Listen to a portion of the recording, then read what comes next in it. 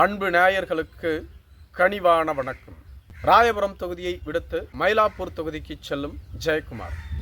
ஜெயக்குமார் அதிமுகவின் வட தமிழகத்தின் மிக முக்கிய தலைவர், மீனவ சமுதாயத்தைச் சேர்ந்த மிக முக்கிய தலைவர். மேலும் அதிமுகவில் அவைத்தலைவர், அமைச்சர் என பல்வேறு பதவிகளை பெற்று எடப்பாடியின் நம்பிக்கைக்குரிய தலைவராக வலம் வந்தார். ராயபுரம் தொகுதியில் தொடர்ந்து 4 முறை வெற்றி பெற்றார். 5வது முறை தோல்வியை தழுவினார். அவர் தோல்வியை தழுவியதற்கு காரணத்தை அவரே வெளிப்படுத்தி இருந்தார். நான் 25 ஆண்டு காலமாக ராயபுரம் தொகுதியில் வெற்றி பெற்று முடிசூடா மன்னனை போன்று விற்றிருந்தேன். எனது தோல்விக்கான காரணம் அதிமுக பாஜக கூட்டணிதான். அதிமுக பாஜக கூட்டணியை மக்கள் எவரும் விரும்பவில்லை. சென்னையில் சிறுபான்மையினர்கள் கணிசமாக வசித்து வருகிறார்கள். பட்டியலின மக்களும் கணிசமாக வசித்து வருகிறார்கள். இவர்கள் ஒருபோதும் பாஜக அதிமுக கூட்டணிக்கு வாக்களிப்பது இல்லை. எனது தொகுதியிலேயே 30,000 சிறுபான்மையின மக்கள் இருந்தார்கள். அவர்கள் யாருமே எனக்கு வாக்களிக்கவில்லை. இதை என்னிடமே நேராக கூறிவிட்டார்கள். நீங்கள் எதற்காக பாரதிய ஜனதா கட்சியோடு கூட்டணி அமைத்தீர்கள்? அதனால்தான் நாங்கள் வாக்களிக்கவில்லை. அந்த கூட்டணியிலிருந்து வெளியே வாருங்கள் என்று கூட என்னிடம் கூறிவிட்டார்கள். ஆனால் நானோ வேறு வழி இல்லாமல் அவர்களை தூக்கி முதுகில் சுமந்து கொண்டிருக்கிறோம். காலம் வரும்பொழுது அவர்களை வெளியேற்றி விடுவோம் என்று கூறினேன்.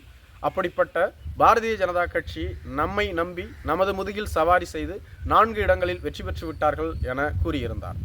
இதுபோன்ற சூழ்நிலையில்தான் 18வது மக்களவைத் தேர்தலில் பாரதிய ஜனதா கட்சியின் கூட்டணியை வெட்டிவிட்டார் எடப்பாடி பழனிசாமி.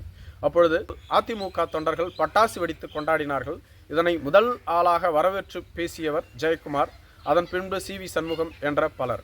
இப்படி அதிமுக பாஜக கூட்டணியை ஏற்காமல் கூட்டணிக்குள் இருந்து கொண்டு உழன்று கொண்டிருந்தார்கள் முக்கிய தலைவர்கள் பலர். ஆனால் கொங்கு மண்டலத்தைச் சேர்ந்த தங்கமணி, வேலுமணி போன்ற தலைவர்கள் பாஜக கூட்டணியை விரும்பினார்கள்.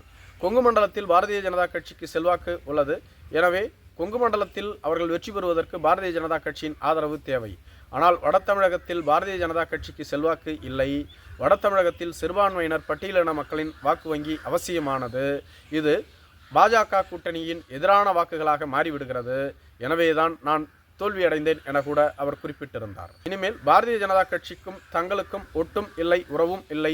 இனி எந்த காலத்திலும் பாரதிய ஜனதா கட்சியோடு கூட்டணியே அமைக்க மாட்டோம் என ஜெயக்குமார் பேசியிருந்தார். ஆனால் தற்பொழுது வரும் 2026ஆம் ஆண்டு நடைபெறவுள்ள சட்டமன்ற தேர்தலுக்கு பாரதிய ஜனதா கட்சியோடு கூட்டணி அமைக்க வேண்டிய நிலை அதிமுகவிற்கு ஏற்பட்டுவிட்டது. அதனை முதல் ஆளாக எதிர்த்தவரும் இதே ஜெயக்குமார் தான். அதிமுக பாஜக கூட்டணி உருவாகிவிடக் கூடாது என்பதில் முனைப்பாக செயல்பட்டார். ஆனால் வேறு வழி இல்லாமல் எடப்பாடி பழனிசாமி அதிமுக பாஜக கூட்டணியை லாக் செய்துவிட்டார். இதனால் ஜெயக்குமார் அதிமுக என்ற கட்சியிலிருந்து வெளியேறுகிறார் என்ற செய்திகள் வெளிவந்த வண்ணம் இருந்தது. ஆனால் ஜெயக்குமாரை சமாதானம் செய்த எடப்பாடி பழனிசாமியின் அணியோ ஜெயக்குமாருக்கு மாநிலங்களவை MP பதவி தருவதாக கூறி சமாதானம் செய்ததாக கூறப்படுகிறது. ஆனால் மாநிலங்களவை MP தேர்தலின் பொழுது என்பதுரை, தனபால் என்ற இருவரை எடப்பாடி அறிவித்தது ஜெயக்குமாருக்கு மிகப்பெரிய அதிர்ச்சியாக இருந்தது. நம்மை தொடர்ந்து ஏமாற்றி வருகிறார்கள். இனிமேல் நாம் ராயபுரம் தொகுதியில் நின்று வெற்றி பெற முடியாது. எப்படியாவது மாநிலங்களவை MP சீட்டை பெற்று டெல்லிக்கு சென்று விடலாம் என்று பார்த்தால் அதற்கும் ஆப்பு வைத்து விட்டார்கள். இனிமேலும் எதற்காக நாம் அதிமுகவில் இருக்க வேண்டும் என்ற மனநிலையில் தொடர்ந்து அமைதியாக இருந்தார். அதிமுகவின் நிகழ்வுகளை புறக்கணித்து வந்தார். ஆனால் மீண்டும் அவரை சமாதானம் செய்து கட்சிக்குள் கொண்டு சென்று விட்டதாக கூறப்படுகிறது. சமீபத்தில் வடசென்னை பகுதியில் நடைபெற்ற ஒரு பொதுக்கூட்டத்தில் கலந்து கொண்டு பேசினார் ஜெயக்குமார். மேலும் ஜெயக்குமார் தற்பொழுது ஒரு முக்கிய முடிவெடுத்திருப்பதாக கூறப்படுகிறது.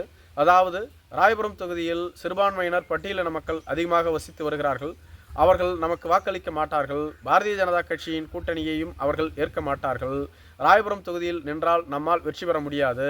ராயபுரம் தொகுதியில் நிற்பதற்கு பதிலாக நாம் ஏன் மயிலாப்பூர் தொகுதிக்கு செல்லக்கூடாது? மயிலாப்பூர் தொகுதியில் சிறுபான்மையினர்கள் மற்றும் பட்டியலின மக்களின் வாக்கு வங்கி மிக குறைவு. எனவே மயிலாப்பூர் தொகுதியில் நம்மை வெற்றி பெற வைப்பதற்கு கணிசமான வாக்கு கிடைக்கும். மயிலாப்பூர் தொகுதிக்கு சென்றால் அது புதிய தொகுதியாகவும் இருக்கும்.